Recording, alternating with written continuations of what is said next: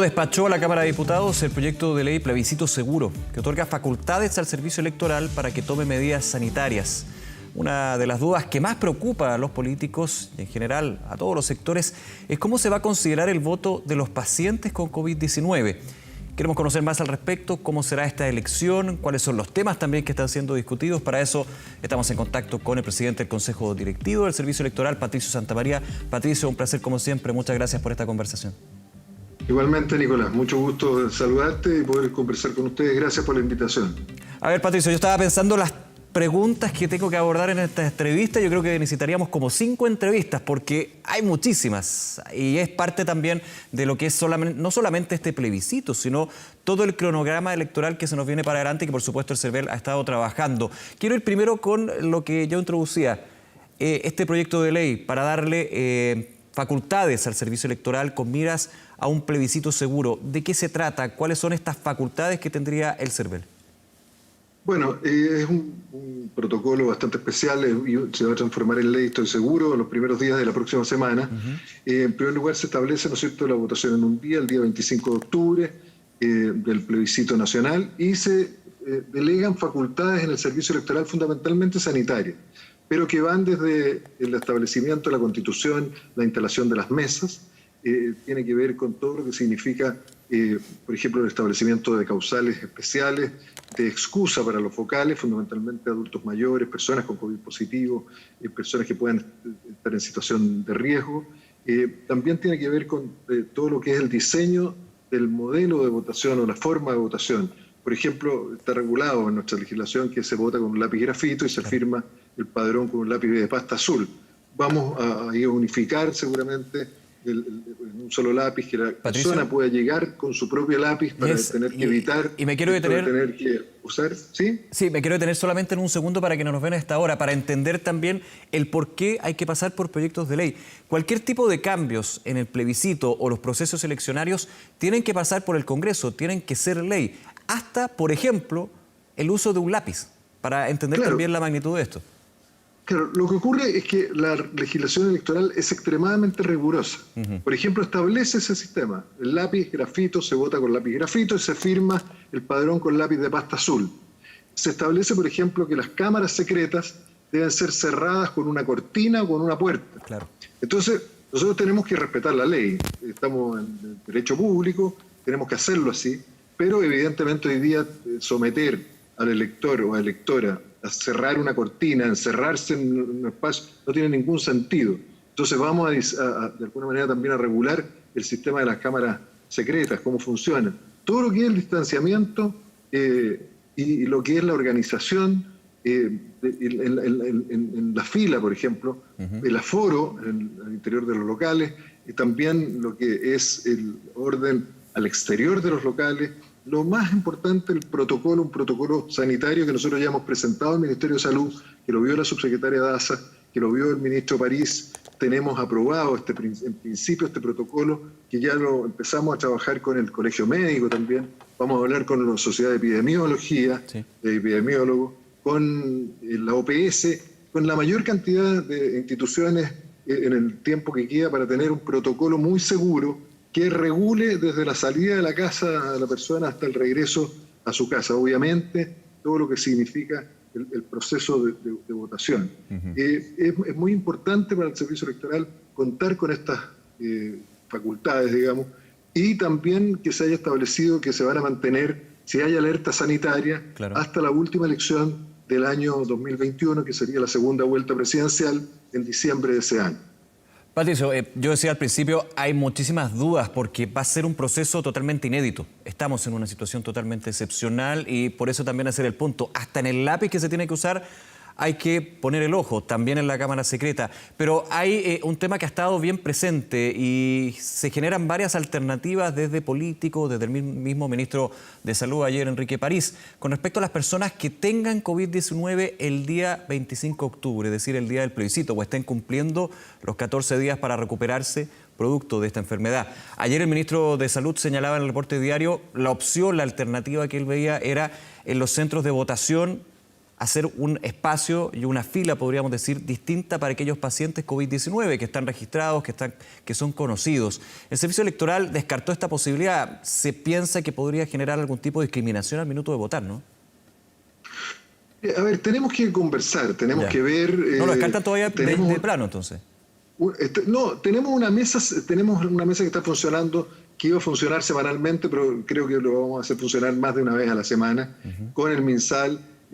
Hay una petición de organizaciones de la sociedad civil, de centros de estudio, partidos políticos, de tener una mesa ampliada, donde además pueda estar el Senado, la Cámara, el Ejecutivo, el Gobierno. Tenemos que ver, porque efectivamente hay un trato discriminatorio. Nosotros hemos visto no solamente cómo ha reaccionado a veces esa escasa población inhumana que tiene Chile todavía, sí, que se quejaron o perseguían no solamente a los contagiados con COVID, sino que a los médicos que estaban precisamente dando la pelea a las enfermeras. Hubo personas, ¿no es cierto?, que pedían que no usaran los ascensores. Ahí está el antecedente para la preocupación de esta posibilidad, que es una buena idea, pero claro, hay antecedentes. Claro, obviamente hay antecedentes, entonces va a ser como la mesa de los COVID positivos. Ahí, perdónenme, pero de alguna manera la prensa va a tener también un gran interés. Perdonen que diga las cosas a esta altura, si uno no dice las cosas directamente no se entiende. Pero va a ser, ¿no es cierto?, vayan a cubrir a ver quiénes son los COVID. Y ellos tienen derecho también, como en otras enfermedades, los derechos del paciente, a reserva, a privacidad respecto de ese tema. Entonces, no es tan simple llegar a una decisión. En República Dominicana, por ejemplo, votaron sin definir, sin identificarse, pero sí con con buenas medidas sanitarias. Si las personas en realidad con COVID, que están en sus casas a veces, tienen medidas sanitarias, sus contactos cercanos también tienen medidas sanitarias, se evitan los contagios. Claro. Entonces hay que buscar una forma. Es lo más complejo que nos va a resolver. Maneras. Por suerte no lo resolvemos nosotros, sino que tenemos que verlo fundamentalmente con la autoridad sanitaria, porque es un tema también de carácter sanitario. A ver, aquí también se ha visto otra alternativa y han salido alternativas que son conocidas y discutidas desde antes, pero que todavía no tienen no se han concretado, digamos, para los procesos eleccionarios. El voto por correspondencia, el voto electrónico, que uno piensa, claro, si una persona tiene COVID-19, si la trazabilidad y el testeo funcionan bien, está identificado, se sabe quiénes son. Es un grupo que va a depender, obviamente, de cómo estemos con esta pandemia, este virus en octubre, pero está la posibilidad... ¿Se conversa o se desecha? Porque también hay varias... Siempre ha sido bien incierto. Claro, hay experiencias de voto electrónico para elecciones de partidos políticos, para consultas ciudadanas de comunas, pero estamos hablando de un plebiscito. Son palabras mayores. Sí. No, y también tenemos la experiencia de lo que ha pasado en algunas votaciones de partidos políticos, de comunas, digamos. De todas maneras. Entonces, en un plebiscito tú tienes muchas razones en eso, Nicolás. Pero aquí hay una razón fundamental. La Constitución y la costumbre, la idiosincrasia se ve reflejada del pueblo chileno en el tema electoral, se ve reflejado en la Constitución. Y la Constitución establece que el voto debe ser personal y debe ser secreto. Y la votación hoy día por internet, online, no es una votación que asegure la secrecía, o sea, que sea secreto, tampoco el voto postal. Uno sabe si lo que viene dentro del sobre efectivamente lo marcó la persona que tenía que marcarla o no. Por esa razón se mantiene como presencial. Cuando hablamos de voto electrónico, la gente lo habla con mucha facilidad, pero resulta que Brasil, la India y Venezuela son los únicos países que para elecciones generales tienen establecido el voto electrónico. Pero Brasil se demoró 20 años en establecerlo, porque no es simple, hay que establecer seguridad. En una mesa probablemente uno puede afectar o alterar uno o dos votos, por eso está la revisión de los votos después por el Tribunal Calificador de Elecciones. En una votación electrónica un fraude puede alterar millones de votos. Tenemos ahí un informe de la OEA respecto de una elección de un país hermano, ¿no es cierto?, donde efectivamente, precisamente a través de la transmisión de resultados y durante ese proceso tecnológico, habría habido, según se dice, yo no quiero afirmarlo, una alteración de los votos. Entonces, no podemos implementarlo. Además, es carísimo como sistema. 100 millones de dólares está gastando otro país hermano, ¿no es cierto?, cuyos legisladores estimaron que por ser modernos iban a votar de manera electrónica. Están muy complicados porque tienen que hacerlo, tuvieron que aplazar un año las elecciones y además el costo que significa, porque no es que esto sirva permanentemente, en cada elección hay que estar cambiando los software, hay que mantener, hay que tener las máquinas. Uno no evita ir a un centro de votación, también es presencial. En vez de un papel y un lápiz tan simple, tiene que pulsar un botón en una máquina que va haciendo y que está programada. Nosotros vemos las máquinas de juego, ¿no es cierto? Cómo se programan para dar ganadores cada 10 o 12 jugadores, y están lamentablemente en muchos locales hoy día. En los casinos, esos temas también hoy día la tecnología puede, la posibilidad del hackeo, del cambio de votos, se hace bastante imposible y además no tenemos tiempo. Patricio, de la gama de puntos que tiene que revisar el servicio electoral con las distintas autoridades, ya sean políticas, con la autoridad sanitaria, ¿es este en particular el más difícil, el más sensible? Porque aquí hay dos puntos en conflicto. El derecho de todo ciudadano, con los requisitos para votar, que pueda votar, y el tema de la salud pública, de resguardar la salud pública, entran en conflicto y justamente se tiene que buscar una situación, algunos dicen creativa, novedosa, pero tampoco se puede hacer de la noche a la mañana. Comparte un poco lo que está diciendo usted.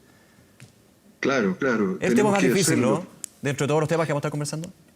Yo diría que uno de los temas más complejos. Uno de los temas más complejos porque nosotros tenemos que en esto, lo hemos visto con el Instituto Interamericano de Derechos Humanos, con el Instituto de Derechos Humanos en Chile, conversamos con su director en su momento, con Sergio Mico. Aquí tenemos que resolver los temas como lo ha resuelto la jurisprudencia.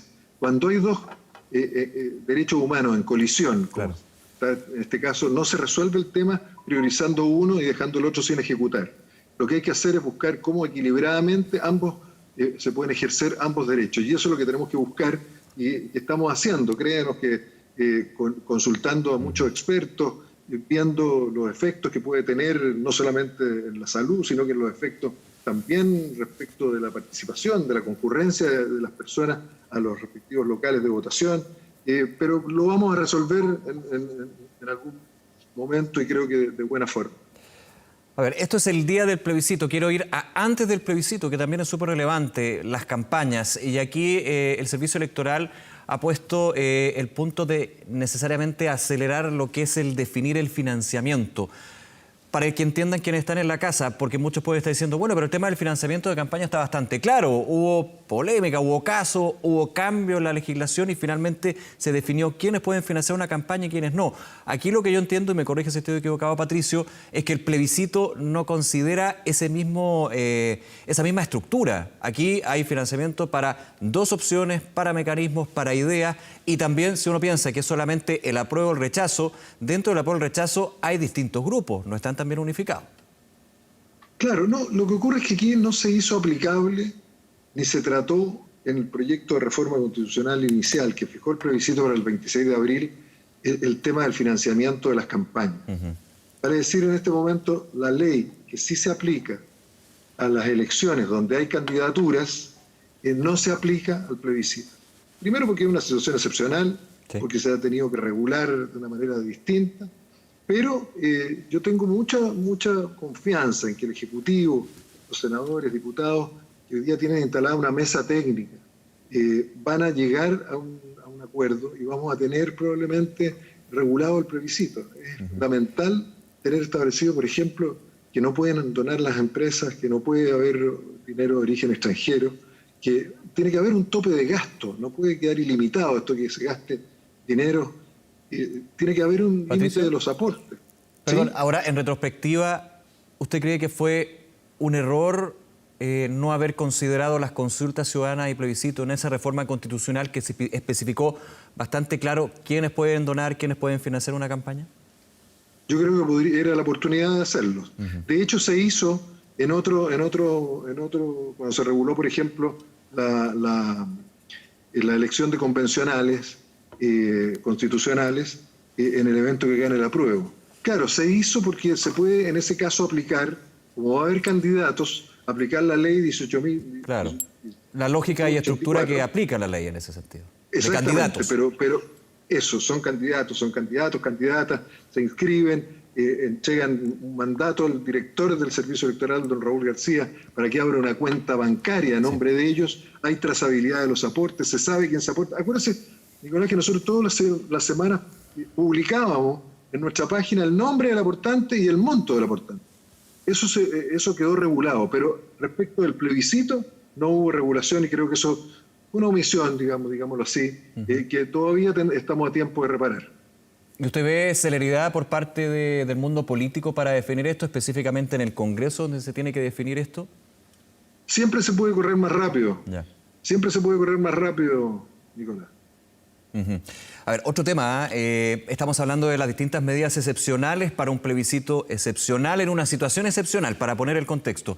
Y va a necesitar también recursos excepcionales. En algún minuto me tocó conversar con la subsecretaria de Salud, Paula Daza, cuando fue aprobado el protocolo que emitió el Servicio Electoral, protocolo sanitario, fue visado por el Ministerio de Salud. Y yo le preguntaba, bueno, ¿y los recursos para mascarillas de los vocales, para los apoderados, las micas, el alcohol gel?